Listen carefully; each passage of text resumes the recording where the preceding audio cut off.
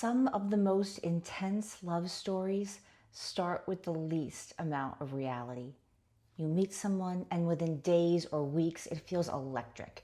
You're thinking about them constantly. Every message gives you a rush. Every interaction feels meaningful. And it feels like fate, like chemistry, like something powerful is happening between you. But here's the uncomfortable truth. At the beginning of love, you're often not responding to the real person yet. You're responding to the fantasy, the possibilities, and the version of them your mind is still filling in.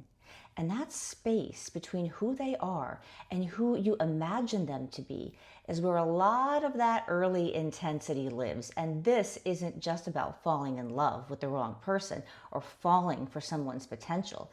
This is about something more universal. Why the beginning of love itself can feel so powerful, even before real intimacy has had the time to form. At the very beginning of a connection, you don't actually know the other person.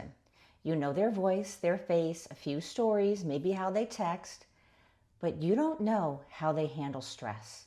You don't know how they deal with conflict. You don't know how emotionally available they really are. You don't know what they're like when life gets hard. There are huge gaps in your knowledge, and the human mind hates gaps. So what does it do? It fills them. It starts imagining who they are, how they feel about you, what the relationship could become, what your future might look like together. And all of those imagined possibilities start creating an emotion that you can feel in your body. Not because they're real, but because your nervous system responds to meaning, not just facts. So the more space there is to imagine, the more intensity you can feel. In early love, you're not just meeting the other person. You're also meeting your own projections, your hopes, your unmet needs, your fantasies about what love could be. And because the other person is still somewhat of an unknown, there's plenty of space for those projections to land. So maybe they mention they like hiking, and suddenly you start imagining weekend trips you haven't planned. They say something kind, and you imagine a lifetime of emotional safety. You're building a relationship in your mind that hasn't happened in real time yet. So they start to feel more special than they actually are, more understanding than they've proven themselves to be in the moment, more aligned with you than reality might show over time. And your body doesn't necessarily know the difference. It just feels like this person is important. This connection feels powerful. This must mean something. But the intensity here isn't about idealizing the person. It's about the emotional charge created by possibility. At the beginning, the relationship hasn't become real yet. It's still wide open, and that openness creates a kind of emotional voltage that feels like deep connection, even when intimacy, especially emotional intimacy, hasn't formed yet. And this is where the nervous system comes in. Your nervous system doesn't respond to reality. It responds to emotional meaning. So when you start imagining a future with someone, when you start hoping, when you start attaching significance to every interaction, your body begins to react. Your heart beats faster. You think about them constantly. You feel the pull towards them. And we often label that feeling chemistry. But sometimes what you're feeling isn't compatibility. It's activation. Your nervous system is lighting up in response to possibility, uncertainty, emotional familiarity, and old relational patterns. So the beginning of love can feel very powerful, not because it's deeply safe or intimate yet, or because it's going to be, but because it's emotionally stimulating. One of the biggest sources of early intensity is uncertainty. You don't know how much they like you. You don't know where this is going. You don't know if they'll stay. You don't know if they'll pull away. And that uncertainty creates a very specific chemical state in the brain. Dopamine increases when rewards are unpredictable. So when their attention is inconsistent, slightly distant, or hard to read, your brain becomes even more focused on them. You start checking your phone more, thinking about them more, analyzing every interaction, and all of that mental energy starts to feel like emotional depth. But it's not always emotional depth. Sometimes it's just uncertainty keeping your nervous system in a heightened state. Here's the important distinction.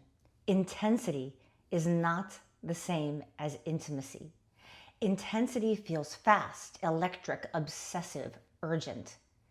Intimacy feels steady, safe, clear, real. Intensity often lives in fantasy, projection, and uncertainty, and emotional activation.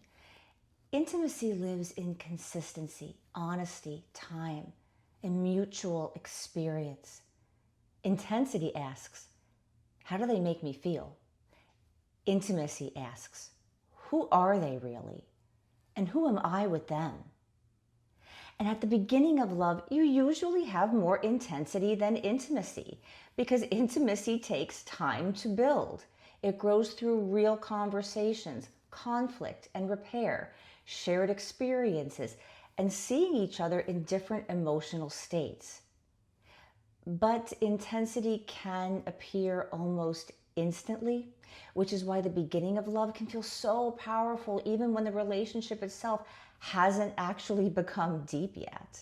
As a connection matures, something interesting happens. If it's healthy, the intensity often softens. Not because the love is fading, not because the passion is fading, but because reality is replacing projection. You see more of who they really are, and they see more of who you really are. And instead of emotional fireworks, you can start to feel something quieter: comfort, trust, ease, emotional safety. And for some people, that shift can feel really disappointing at first because the nervous system was used to the high. There can even be a kind of grief in it, a mourning of the fantasy, the limitless possibility you were holding. But over time, many people discover something important. What replaces that intensity isn't boredom, it's groundedness. It's the feeling of being seen, not imagined, of being chosen, not projected on. And that shift, as quiet as it is, often marks the beginning of real love. Calm isn't less real, it's just less chaotic. I want to offer you a short reflection to bring this into our bodies. If you're able, please get comfortable and just follow along with me. Think of a connection that felt very intense at the beginning. Someone you couldn't stop thinking about. Someone whose attention felt urgent, important, maybe even a little unpredictable. And as you think about them, just notice what happens in your body. Your chest, your stomach, your breath. Is there tightness, a sense of urgency, a leaning forward kind of feeling? Now let that image go and take a slow breath in and out. And think of someone who felt calmer, more steady, maybe more emotionally available. Someone whose presence didn't create urgency, but didn't feel boring either. Just safe. Bring that person to mind and notice your body again. Is there more space, more softness, more groundedness? Notice if your body feels more settled, like you can lean back instead of forward. That difference, even if it's subtle, is often the difference between intensity and intimacy. One feels like urgency. The other feels like safety in your body. And your body usually knows the difference before your mind. That's why your self-trust, leaning into your self-trust, your gut, your intuition is always the right choice. If this resonated with you, I'd love to hear. Have you ever mistaken intensity for a deep connection? And what did you learn from that experience? You can share in the comments below if it feels right. And I am so happy that you joined me here today. Don't forget to give me a thumbs up. It would mean the world to me.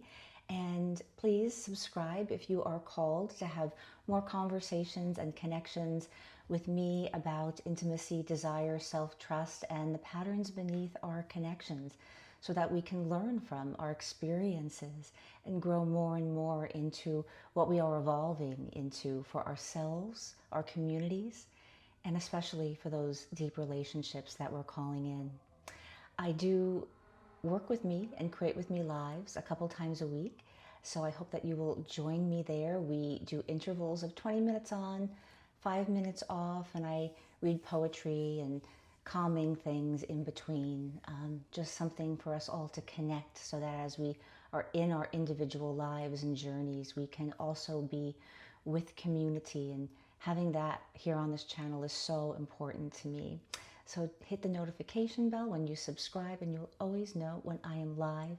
There are some replays of my Calm Focus Lives Work With Me. So if you want to check that out and just see what it's all about, I encourage you to go to the channel and put it on while you work. And I hope that you enjoy, and I will see you in the next one.